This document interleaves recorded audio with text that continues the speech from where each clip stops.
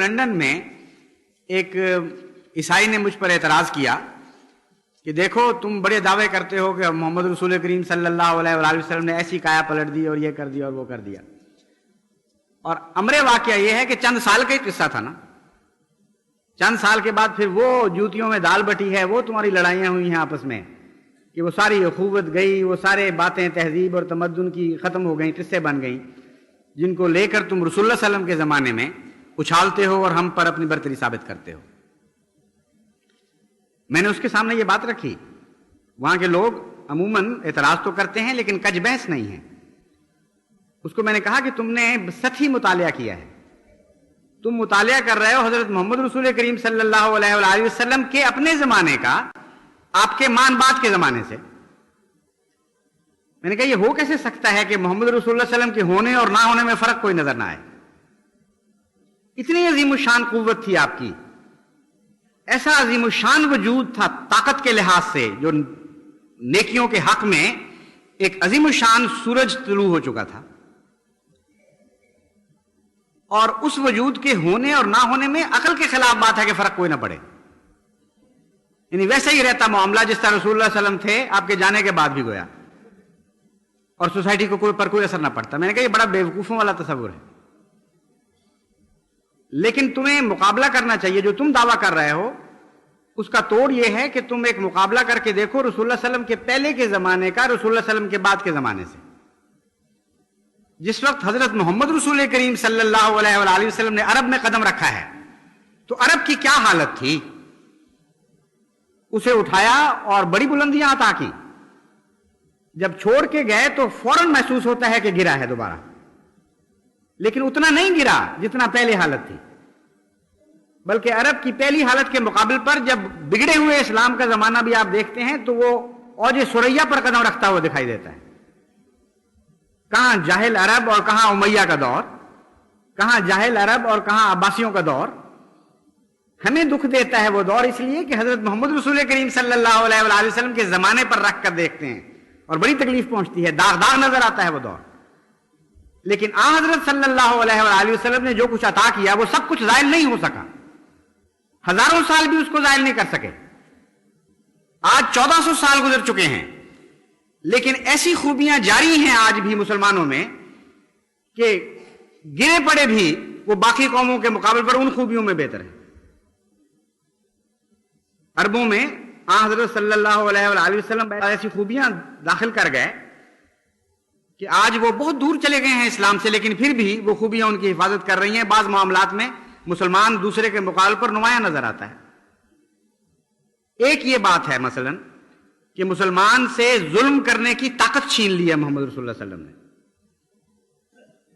ظلم کرتا تو ہے لیکن ہمیں اس لیے ظلم نظر آتا ہے کہ معیار بہت بڑا بڑھا دیا حضور صلی اللہ علیہ وآلہ وسلم نے انصاف کا۔ کہاں ہندوؤں کا ظلم، کہاں سکھوں کے مظالم، کہاں غیر قومیں جو ایک دوسرے پر مظالم کرتی ہیں ان کا حال، اور کہاں وہ مظالم جو ہم کہتے ہیں ظلم ہیں لیکن حضرت محمد مصطفیٰ صلی اللہ علیہ وآلہ وسلم کے ماننے والے بعض اپنے ساتھیوں پر یا ان پر کرتے ہیں جن سے روٹھ چکے ہیں۔ جو ہمیں ظلمات نظر آتے ہیں وہ دنیا کی نظر میں کوئی حیثیت ہی نہیں رکھتے۔ یہ حضور اکرم کا ہی احسان ہے کہ وہ حسنات جو آپ نے پیدا کی تھیں وہ کلیتاً غائب نہیں ہوئی، جتنی رہی ہیں اس حد تک بدی ان میں داخل نہیں ہو سکی، اور ہر لہر نے جو نبوت کی آئی ہے دنیا میں انسان کو پہلے سے بلند تر مقام پر چھوڑا ہے، اور کچھ ایسی نیکیاں چھوڑی ہیں پیچھے جن کے اندر وزن تھا اور باقی رہنے والی تھی، اور بدیوں کو کبھی بھی ان پر پوری طرح یلغار کر کے مغلوب کرنے کی توفیق نہیں ملی۔ یہ ہے انسانی تہذیب کا ماحصل، یہ ہے تاریخی دور کا سبق۔ ہر دور اپنے سے بہتر دور چھوڑ کے گیا ہے، پھر ہر آنے والا دور اپنے سے اور بہتر دور کو چھوڑ کے گیا ہے، اور ان تمام میں اصل موجب، اصل ذمہ دار نبوت ہے۔ ہر دفعہ نبوت ہی ہے جس نے انسان کی تعلیم و تربیت کی ہے۔ بس ان الحسنات یذہبن السیئات کا مضمون آج بھی جاری ہے۔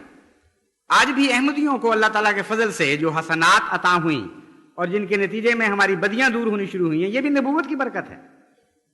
ہم میں اور غیروں میں فرق کیا ہے؟ یہی تو فرق ہے کہ ہم फैज़ नबूवत से वाबस्ता हो चुके हैं, और बहुत से ऐसे हैं जो फैज़ नबूवत का इनकार कर चुके हैं। हम उस दौर में दाखिल हो गए हैं जहां हसनात बदियों को दूर करना शुरू कर देती है। लेकिन याद रखिए कि इन हसनात को बड़ी कुव्वत के साथ चिमटे रहें। तारीख इंसानी से सबक हासिल करें। जब भी आप में मुस्बित नेकियां कम होनी शुरू हो जाएंगी, लाजमन आप में बदियां दाखिल होनी शुरू हो जाएंगी। जब भी आप में बदियां दाखिल होंगी तो महज ये तालीम के बदियां छोड़ दो, ये किसी काम नहीं आएगी। कभी किसी के कहने से बदियां नहीं छोड़ा करता कोई। हां, नेकियां अगर इख्तियार करे कोई कौम तो बदियां खुद ब खुद छूटनी शुरू हो जाती हैं।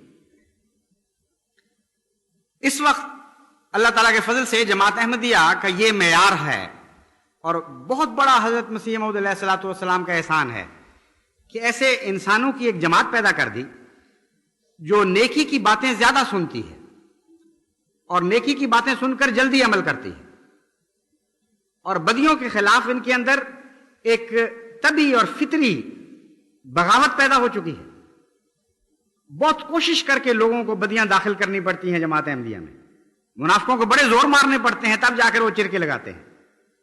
एक दिफा की ताकत अज़ब खुद पैदा हो गई है, और ये दिफा की ताकत तभी नतीजा है नेकियों का। जब तक नेकियां आपके अंदर रहेंगी ये दिफा की ताकत मौजूद रहेगी। जब नेकियां खाई जाएंगी तो ये दिफा की ताकत भी खुद ब खुद खत्म होती चली जाएगी। यानी जब नेकियों को आप खुद छोड़ देंगे, ये आपके इख्तियार की बात है। चुनांचे अल्लाह ताला फरमाता है, इन्नल्लाहा ला युगय्यिरु मा बिकौमिन हत्ता युगय्यिरु मा बिअनफुसिहिम। कि याद रखो, खुदा बदियां नहीं पैदा किया करता, ना बदियों को इजाजत देता है कि किसी कौम में राह पा जाए।